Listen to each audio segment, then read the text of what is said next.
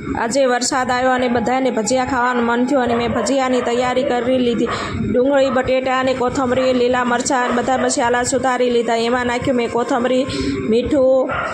અને મોરસ અને લીંબુ નીસવી લીધું અને સરસ મજાનું મિશ્રણ હલાવીને મેં એમાં નાખ્યા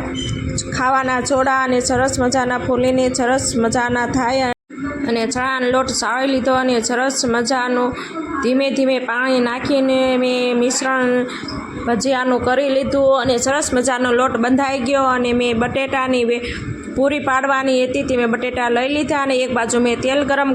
કરી નાખ્યું અને તેલ ગરમ થઈ ગયું એટલે આપણે બટેટાની પૂરી પાડવાનું શરૂઆત કરી દીધી અને એક બાજુ આપણે ચટણી તૈયાર કરી લીધી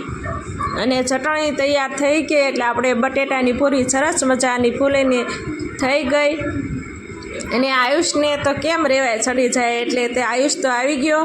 અને આયુષ તો લાઈ બટેટાની પૂરી ખાવાની મોજ લેવા લાગ્યો અને બટેટા